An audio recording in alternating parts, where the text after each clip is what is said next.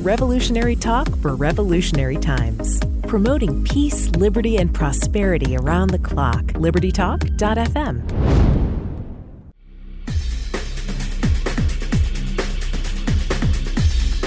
Welcome to Living the Solution with Dr. Elena George. Today we have an exciting show, one I'm looking forward to. We're going to speak about something that I think is dear to most of us, and that's our relationship with God.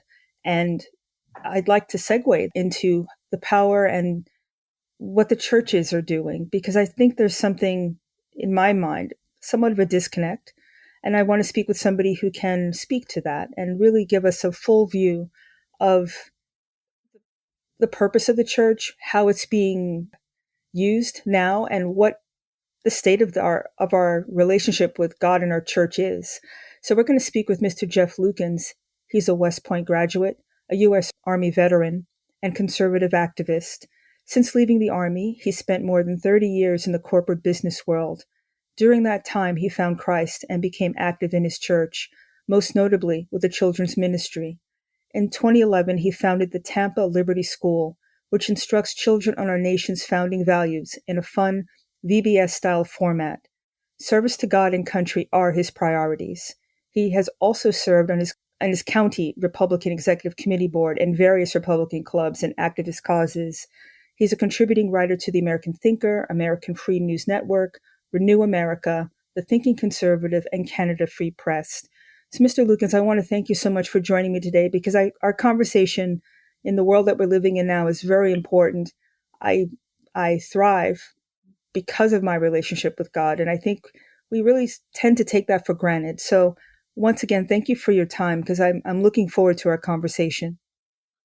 Well, I'm looking forward to it as well, and I thank you for reaching out to me. And as we were preparing for this interview, I was listening to your interview of Dr. Jason Garwald, and you were talking about the connection between Christianity and humanism, and that is just the perfect lead-in to what we're going to be talking about today, and what I have my message to give out, and so I think I appreciate your activism and bringing this to light for the public. I think it's one of the most powerful things that we have on this earth is our connection to God. And it seems like there's an all-out assault on people being proud of that. You know, there's people have gone underground because of it, but that's the strength. Right. You know, once you have that, nothing bothers you. I find whatever's coming at me, whatever, message of trying to get me to take in and imbibe, I just not buying it because I see a bigger picture. So, right. But when I was a child, the church meant a lot. We went to church Sundays, and it just seems like it's in a different place now. So from your perspective, I'm curious to know, first of all, how you came to this connection, and we'll segue from there. I think that's a good place to start. Well, I grew up in the church, but I fell away from it in my 20s. And I was not a saved person. And then in my 30s, my late 30s actually, I came to Christ and accepted Jesus as my Lord and Savior. And since then, my life has been going in a new direction. And the Army values that I that was instilled in me for duty, God, and country, that really carries over to the message of God to the wider world. You know, we are called not only to save other people, to spread the gospel message, but to reach out into all the different areas where Christians should be active in the community.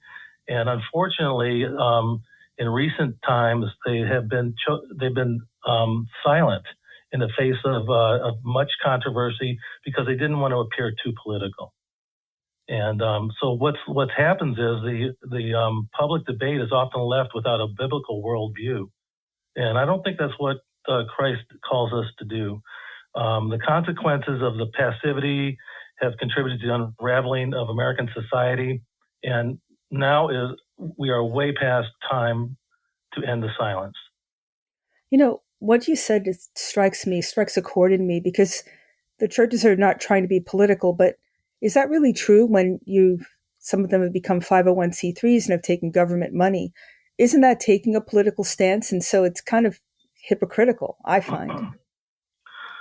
Well, I can just say this: the church. There's a lot of churches are really concerned about their tax exempt status, and they're worried about losing parishioners, and they're worried about attacks from the community, the press, and so it's just easier to go silent. They busy themselves with the gospel message, which is a good thing, but that's where it ends, and it just stays inside the four walls of the church and doesn't go out into the community at large.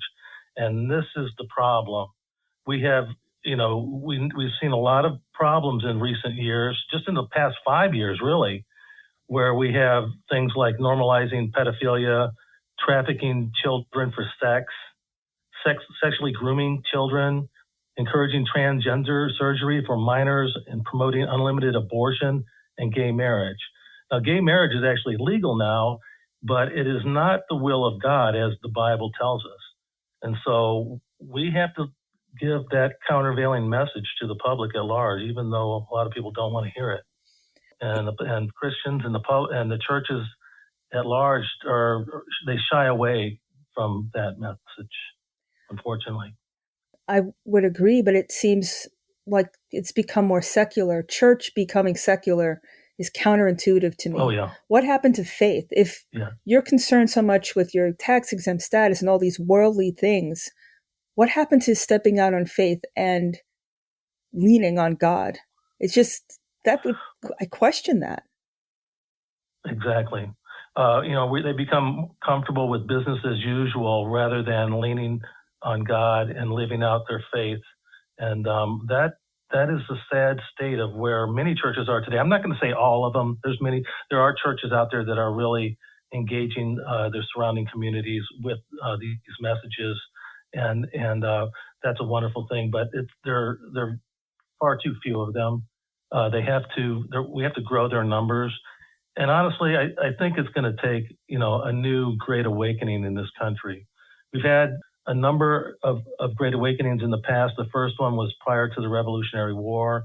That's what they found, they discovered, rights from God, and they enshrined it in the laws of this land.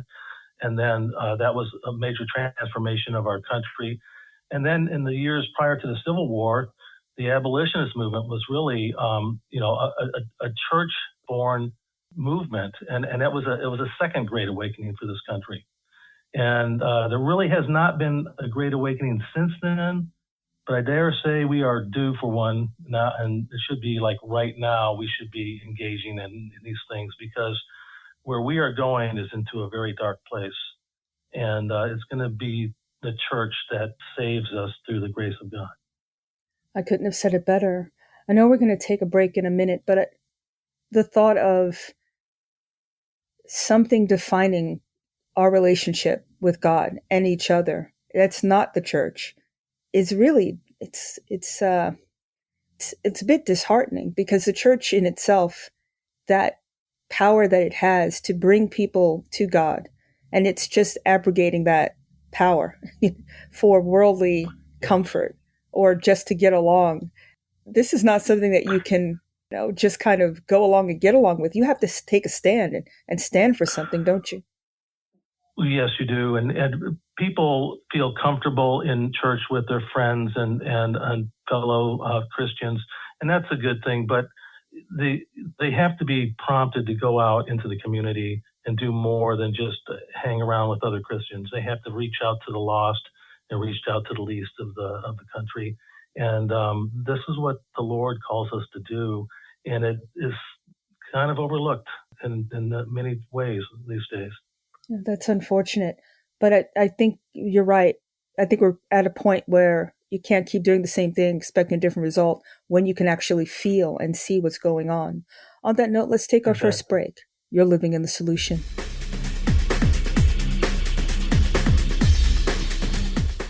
Welcome back to Living the Solution. We're speaking with Mr. Jeff Lukens. He's the founder of the Tampa Liberty School. And, our education system, Mr. Lukens, is it's on life support, it feels like. And oh, yeah. I don't know how parents do it, putting children into the public school system and literally losing control. Maybe about 20 years ago when they started that mantra of it takes a village to raise a child, I really didn't pay attention to that. But I think this is what we're seeing. The parental power is being stripped and it's being given to these corporatized school, public health system. And you described Right. a lot of things going off track, but it's being promoted, isn't it? It is. It is. In fact, I have my daughter is a school teacher, teaching elementary school, and they burden her with so many different rules and regulations, state, federal, and local, that she doesn't know what to do half the time. And there's all kinds of discipline problems in the classroom, and she's very limited on what she can do about it. And it really comes down to the children and their families, which are broken families in many cases, and it's a dysfunctional situation. And of course, you can't mention Jesus or God in their classroom. That's prohibited. So, it's a secular solution to things, which is failing in a big way.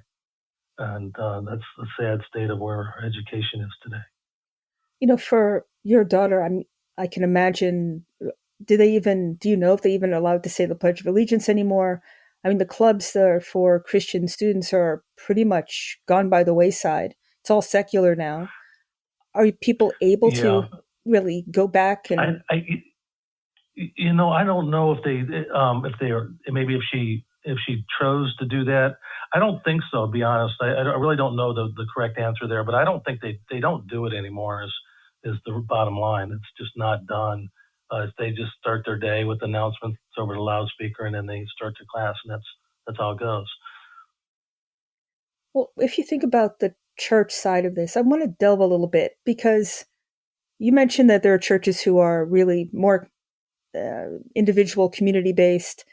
How does that differ? And I don't know if you can answer this question, with the corporatized version of these churches, these mega churches, where they're hooked in with the government, for example, taking in immigrants, housing people, basically being an NGO, non-governmental organization, and getting tons of money. How does that change the nature of a church? Well, it changes it. It becomes another extension of socialism, which the church is really not meant to be. The church promotes individual behavior, not a collective covering by the government and facilitating feeding and housing people on the government dime at the taxpayer expense. I mean, if people want to donate their own individual money for those things, then that's a different story. But when it's taxpayer money that's doing this, it's a whole different matter. And the churches really should not, talk about division of church and state. Well, there's one area where I think it applies, and they should not be doing this. And they should, if they want to care for the least and the lost, collect the money and on a public campaign, and then take care of these people. But to take government money and then they're once they start taking that money, okay, maybe it's helping some people, but then they're beholden to the government after that, and they're not, and the government doesn't care about the call of Christ, and their whole purpose as a church is diminished as a result. I mean, follow the money, right? Whoever has the pocketbook has the power. Oh, yeah. We know the government Right. and the way it's been acting is not pro-God, not pro-human at this point. So if they're controlling the purse strings and they're muzzling what the pastor can say, we're 3 years into this COVID crisis, and the churches have not been, I wouldn't say they've been advocates for their parishioners, to put it mildly. And that's an example to me where if your bread and butter is being given to you by someone working against you, then that's not of God. I mean, it's about the truth, right? Not about being duplicitous. There shouldn't be two ways or two ways to speak, two ways to be. It's only one way. How do we break people from that? Well, that's the big question that we must all search deep for. I wanted to bring to the audience attention a book that I recently read by Eric Metaxas, Letter to the American Church. And in this, he compares the German church of the 1930s to the American church as of today, where the German church could not have imagined all the trouble that was ahead for them in the years ahead, like such as the Holocaust, even though they saw all the signs of it ahead of time. And then here we are today in America. We have all kinds of signs that we're going into a dark place ourselves. But we know what happened in the Holocaust, and we have no excuse to see the parallels in what's going on here. And Dietrich Bonhoeffer was a person that he was a pastor in Germany, and he spoke out, and he had a quote here: "Science in the face of evil is evil itself. Not to speak is not to speak is to speak, and not to act is to act. God will not hold us guiltless." And that applies to all of us here today in America. I mean, we see evil all around us building, and we stay silent. And we're not to act, and we don't do anything about it. We look the other way. The government will take care of it. The point is, God will not hold us guiltless. We need to speak up on that. And so Bonhoeffer paid for that with his life, basically. And we hope we don't have that kind of persecution in America, but we have to pray about that. But the church does play a critical role in shaping the ethical culture of the nation and must be a beacon of light in the surrounding darkness. We must be heard publicly now more than ever. I would have to agree. It's our responsibility, and it's Right. also our responsibility, I would think, to put our attention on people, on things that are aligned with God. What's your thought of pastors? Like here in Georgia, we had our senator who's a pastor who's absolutely anti-life, termination of pregnancies up until birth. That is completely, I don't even know how you can even call yourself a Christian and say something like that. How do we call people out on that? I mean, it's a hard question to answer, but it just seems people in the local community must do that, and they must know the Bible, and they must know what they're talking about, because if they argue it in a humanist point of view, they're going to lose. They have to argue it from a biblical point of view.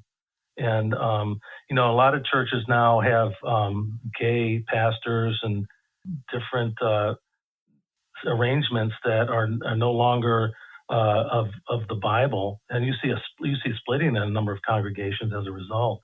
And it's really the act of it's Satan coming into our churches and splitting us up.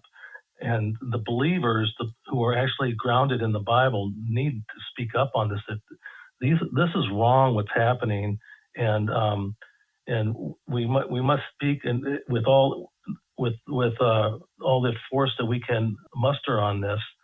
At the same time, you don't want to come across as harsh, because that turns people away. But you need to speak truth, is what it's all about. And sometimes it's hard for some people to accept what the truth really is.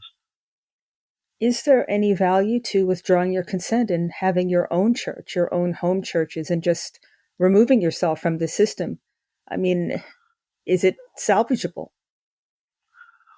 Well, that's always an option. Home churches are going to be small. It'll just be a handful of people. And really, we need to reach out to the larger community. And so you really have to probably have both, speaking to the organized congregations and then home churches as well. It needs to be probably a combination of both. I remember when I first got saved, my wife was in a parking lot, and she was had a flat tire, and a man came over to help her with her tire, and turns out the man was a pastor, and she said, "Oh, where's your church?" And he pointed over there in the strip mall, and there's a grocery store, there's a pizza place, and then right there it said church. And so, well, we went there the next Sunday, and it was a wonderful service he gave, and it really got me thinking about God. That was where I started searching for the Lord, and he actually was the officiating person at our wedding, and but but that's kind of an example of a home church. I mean, you can start them up anywhere at any time, and it does have a positive effect, and I'm living proof of that. I mean, who knows where the inspiration's going to come from, right? And that spark, that connection to the divine and gratitude. But you have to start somewhere. And sometimes it's less threatening when it is something that innocuous. It just opens you up. We're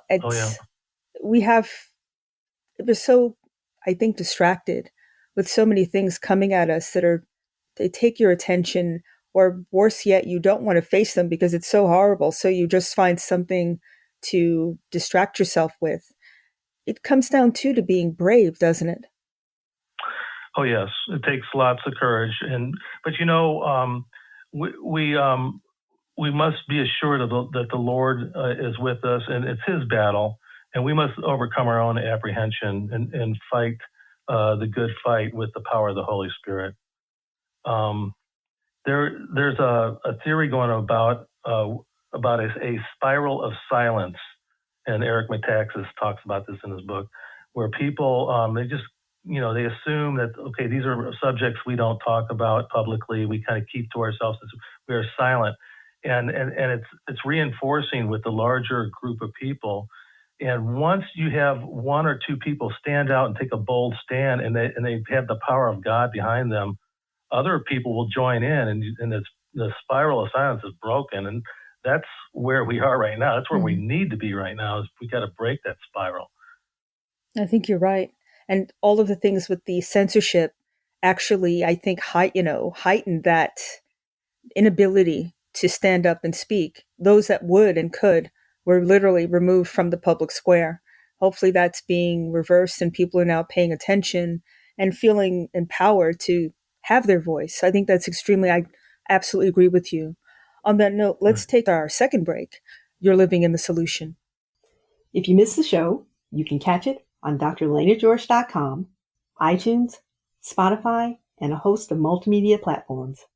You can follow her on Living in the Solution on Telegram and Living in the Solution on Facebook. Subscribe and share it with your friends. You're listening to Dr. Elena George, advocate for Living in the Solution.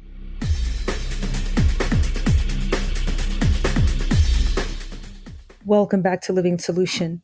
Again, we're speaking with Mr. Jeff Lukens. And prior to the break, I think you did a wonderful job of rounding out the power of the voice. The word is extremely important. And I think language has been absolutely used as a weapon over the past 3 years and more to make what's down, up, what's up, down, and to define people in a negative way so that they don't want to put their head up because they might encounter something that they don't want to. But when God is with you, it doesn't matter what anybody else thinks. Who cares if you're popular? Who cares if you got likes on the internet? Who cares? That's what we need to get to. And absolutely, education seems to be the most important thing. The Tampa Liberty School, tell us a little bit about that, because it seems like it's old school. It goes against the grain of what children are learning now. It is. So, we have a wonderful history in this country. It's not perfect, but we were founded as a Judeo-Christian nation, and all our laws and our Constitution was based on biblical text. And that message is rarely heard today, and especially with children. And so the idea came up that we would have a summer program that would be a week long, and it would be similar to how a VBS would work, Vacation Bible School. So we would have, and we called it the Tampa Liberty School because we're in the Tampa area, and this would be about liberty, and it would be the age bracket of 8 to 12-year-olds, and instead of talking about Bible characters, we were talking about George Washington, Thomas Jefferson, and Ben Franklin. And so, it's amazing.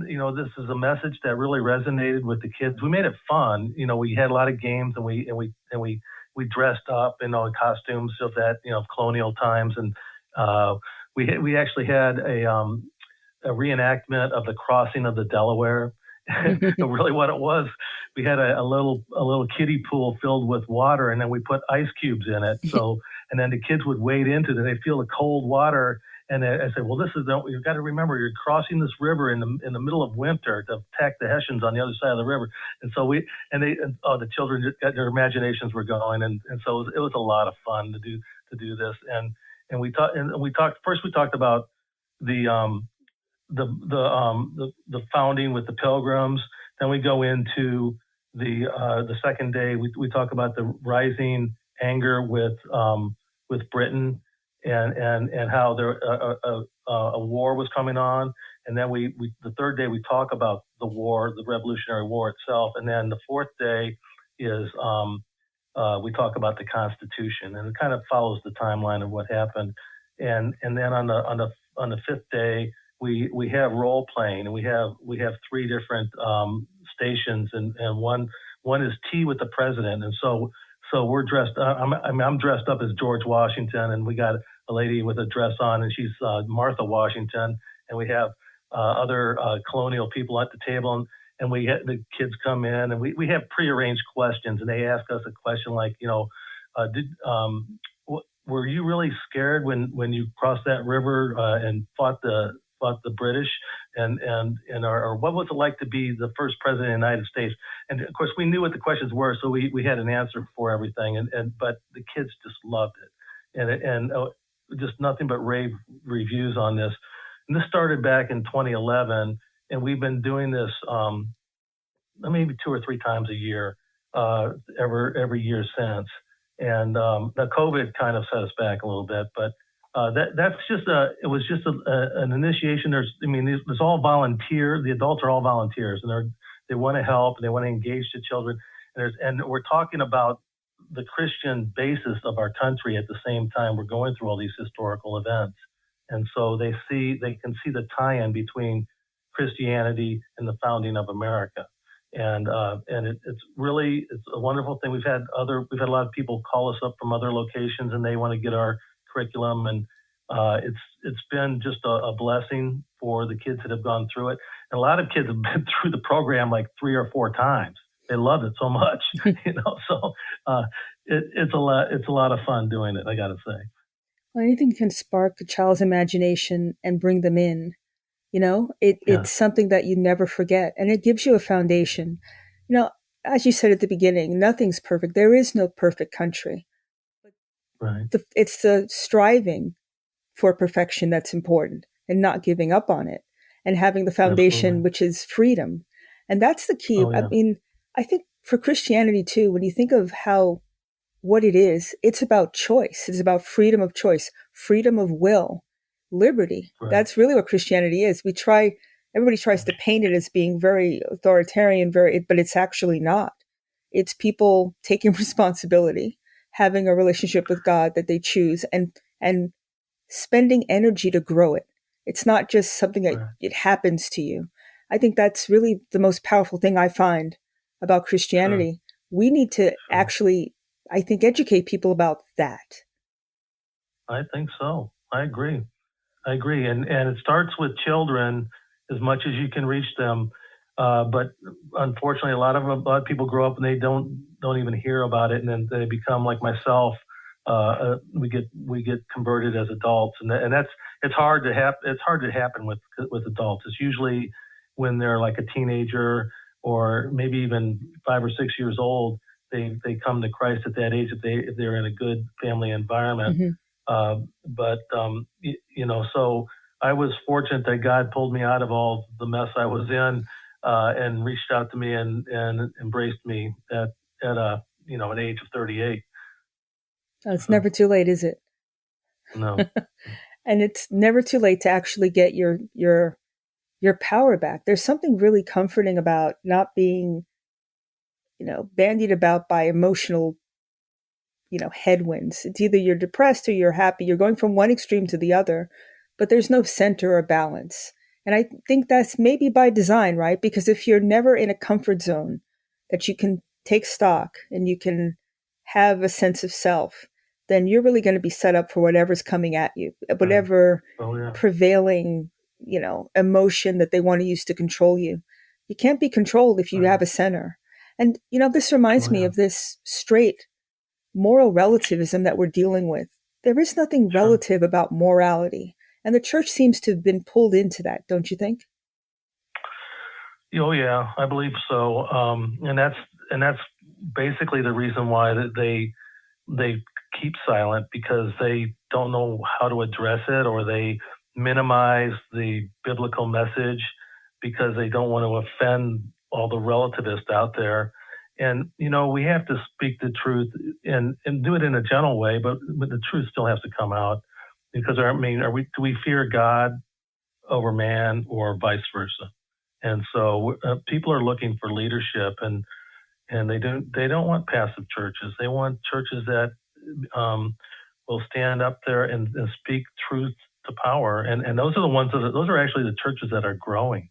A lot of churches are losing people, but the churches that are actually growing are the ones that are bedrock message is there, and they're reaching out into the community, and that's what people respond to. I was going to ask you that. That's an excellent, path that people are on.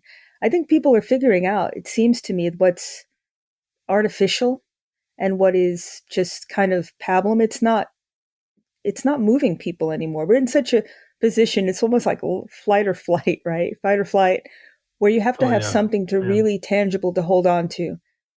I think we're coming to the point that it's not Hollywood, it's not the politicians, it's not, temporal things that mean nothing. It's a bigger picture. Right. And America was established with the capacity for people to speak and reason freely. And we need to address our elected officials and give them the biblical viewpoint on the laws that they're trying to pass. And we need to debate vigorously. I mean, the left takes full advantage of their freedom of speech. I mean, why don't we? No. And we need to engage in this way, or it's just going to become too late at some point. I mean, the country will be too far gone. And so that's really what we're up against. I mean, the slide has been going on way too long, and we are coming from behind, and we need to catch up and right the ship, so to speak. Is there anything that you think that we can do, that moniker, that's Christian nationalist moniker, that seems to have been conflated with terrorism, etc.? That's so the progressive elites, they always, you're just a Christian nationalist. But you know what? God calls all nations to themselves to honor God. And if we're just doing what God calls us to do. So, and all the other nations of the world should be doing the same as well. So, I mean, what's wrong with that? They can call me a Christian nationalist all day long, and I'll say, you're right. So I'm not worried about it, So, and basically, John Quincy Adams once said that duty is ours, results are God's. Okay, so we don't have to. It's not our responsibility to change the culture, change the government, but it's our duty to do our part and speak the word and tell them what's right and what's wrong, and God will do the work, and He'll fight our battles for us.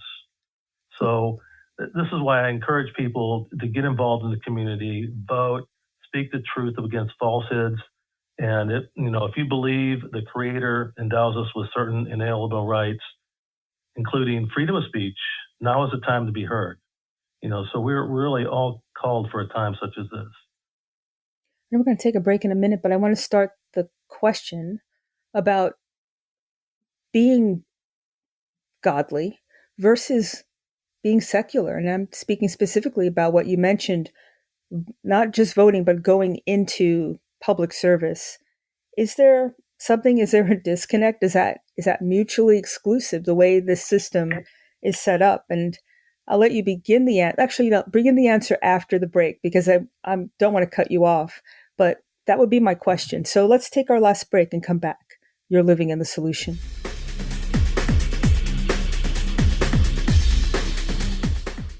Welcome back to Living the Solution. Before the break, I was questioning whether is it mutually exclusive to love God, to be one with God and enter this cesspool of politics, whether that's local or national.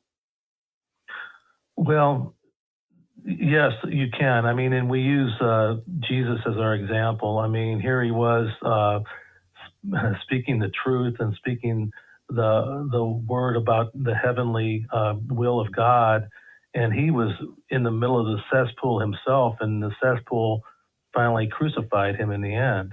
And but he had victory over that when that was all over. So okay, well we're not hopefully we're not going to be crucified, but we use him as our example that we have to engage the lost world and shine the light on what is right and what is wrong, and you do it in a nice, engaging way.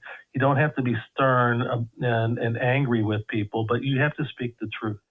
And Christians have a caricature that people carry that, oh yeah, they're the angry and they're fed up and this and that. Well, maybe inside we kind of think that sometimes, but we can't. On the outside, we have to be engaging, and we have to keep a smile on our face, even when it's a real serious situation. We have to do our part. A lot of churches, to their credit now, are starting to get involved in some ways. They're forming prayer groups in front of abortion clinics and things of this nature. And I totally support that, and I salute the people who are willing to go out and do that, because that is the kind of attention that needs to be drawn to these areas. I know that a lot of churches are, they have active Wednesday night programs, and there's like Christian citizenship training programs that you can take during this time, which would be helpful. There's a number of different curriculums that you could follow, and they're all good. How we were founded as a Christian nation.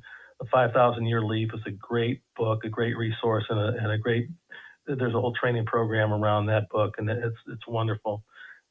So school boards are another area where people are really becoming engaged in with the sexually explicit books that are in the middle school libraries. Mm-hmm. And they're trying to get them removed. And this is a big issue in Florida that the governor has now gotten on our side.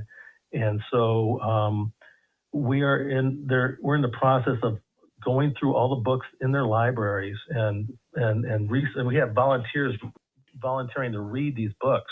And when they find something that is inappropriate, they flag the book, and then we go to school board meetings and try to get that book removed from the library. And so these are all things that are long overdue, and it's just the tip of the iceberg. But again, the question is, are we living in truth, or are we living in silence, for God's message? Are we following his will? And I really hope, and I really think this is the dawn of a new great awakening. And so we just have to all do our part, do our duty, so to speak, and just raise the issue on and raise the visibility of these things in the public sphere. You can't just stay around other Christians who already agree with you and think you're solving anything. You have to go out and reach the lost, and that's always not always, but it's sometimes an unpleasant thing, and we have to do it. We're called to do that. That's what the Lord calls us to do. I think what you described at the beginning of the show, you have to have another voice in this arena, because if you don't speak up, then no one, right. There's got to be someone who's not speaking up, right? You're not alone. And the fact that somebody says something, it really does empower the people who are a little bit more standoffish to get off their duff and actually do something. And when there's some people who just need to not be the only one, right? And I'm sure most of us in this world really are good people, love God, want to help each other. And somehow this malevolent force has driven that ability, or that want to speak up and just do it. It's driven it underground. Right. But there's nothing more sanitizing than light and truth. And everything Right. that tries to thwart it really does crumble and cower when people are really forthright and aggressive about doing the right thing. I don't care if that, whatever it is, in healthcare, in school system, in church, everywhere. I mean, it's just we've seeded the ground and we've let somebody control the narrative. We know what truth is. We just need to speak it. I absolutely agree with you. It's nice to hear that because it gives you like just a feeling of there's nothing wrong with that. Right? There's nothing wrong with Right. speaking truth. It seems like we're Right. afraid to do it, but if you continue to be afraid, nothing will change as you described. We are going into a new age that could become a very dark time in history. Talk about humanism, but then there's the next level, which is transhumanism, where they actually implant chips in people's brains and they genetically enhance these people. You talk about the Holocaust in Germany. We're about to create a super race of people that are just incredibly intelligent and then live forever, so to speak, maybe 150 years or something. And you talk about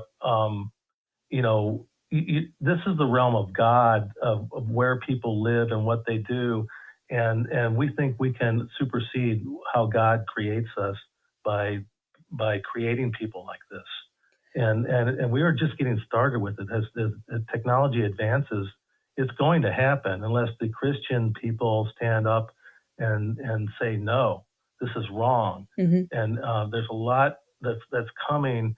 And a particular individual who owns an electric car company is really big behind all this stuff, and he's just one of many people who are embracing it. And so this is what our future is going to look like if the Christians stay silent going forward. We need to stop it right now. I absolutely agree with you. Yeah. And so this is just one of many areas. It starts with on a local level, but the longer view becomes very, very dark if we don't stand up now and take a stand. Well, I think if we take a step back on that whole transhumanism argument, first of all, it's marketing. Number one, it's made by man, so it cannot be perfect. It's not better than God ever. Right. We're seeing this in terms of healthcare, where they're trying to inject whatever into how many people they can get it into, but it's still not fixing the problem. It still doesn't stop the situation. And the immune system that God made is outstanding. It's flawless, and it's able to run rings around what man is able to produce. And for those who think living forever is going to be awesome, let's face it, it's not for everybody. It's only for a select few, not for everybody. Right. That's the whole point of this exercise, is to get rid of everybody so that it's less resources being consumed so that they can have it. So for anybody who thinks it's going to raise the boat for everybody, I got news for you. We're seeing how this works now. It's the lowest common denominator, and it's getting rid of any competition, and it's mercenary, and it's the opposite of liberty and freedom of choice and God. They don't want that. They can't compete with it. You talk about equality of all the races and all the gender and everybody. Well, here they're actually designing people who are superior straight out, and they think they can be, and that's the acceptable solution. And that's not going to have a good ending wherever it goes. No. It's going to be a mass extermination of the people who are unfit in their eyes. Well, so yeah, and they get to decide who's unfit. Remember that, right? So it's not exactly. It's who you are, what you look like, what your station on this earth is, that they get to deem, as they did during COVID, the essential and the non-essential, right? They decided that. Yes. Did it work? Exactly. No. Will it work? No. And for those that think climate change and CO2 is the way to go, let me tell you, the biggest CO2 producers are humans. So if they want to lower the CO2, it's not driving cars, it's not putting you in electric vehicles, it's getting rid of people. Let's be honest and stop with it's trendy and someone says it, so it must be true. Do your research, folks. Go back to basics and go back to the Bible, go back to God in that relationship, and then start thinking about what you're being told. I think that would do wonders, wouldn't it? Oh yeah, absolutely, absolutely. The Bible has so much to offer. And in fact, the very first verse of the Bible, in the beginning, God created the heavens and the earth. And either you believe that verse or you don't. And that is really how the world breaks out. We who believe that God created the heavens and the earth will follow him, and we will follow the light. Those who don't are going into a world of darkness. It's just how it is. Well, I'm hopeful that as we speak truth, that there will be more people who don't know and who can be, how can I put it, be brought into the light with us, who are not, so many people are unhappy, but they don't know where to go, what to do. And you're right. It's our job to educate, enlighten, to, bring people to God. That's why we're here on this earth, I think. That's our purpose. And I know time goes so fast, but I want to make sure people know how to read your articles and how to find your work. Okay. If you go to JEFFLUKENS, JeffLukens.com, and it'll take you to the Renew America website, where I have the full catalog of articles I've written. I submit to American Thinker as well, and I'm batting about 50% there at American Thinker. They don't accept everything I send in, but the full range of everything I've done, including my own personal testimony, is at my website, JEFFLUKENS.com. Mr. Lukens, I want to thank you so much for joining me today. I really enjoyed our conversation. I feel empowered, to tell you the truth. Oh, well, thank you. Thank you, Dr. George. And I am so glad to have met you and spoken with you. And I'm going to look forward to listening to more of your podcast going forward. Oh, thank you. I appreciate that. I want to thank you, and I want to thank everybody for living in the solution.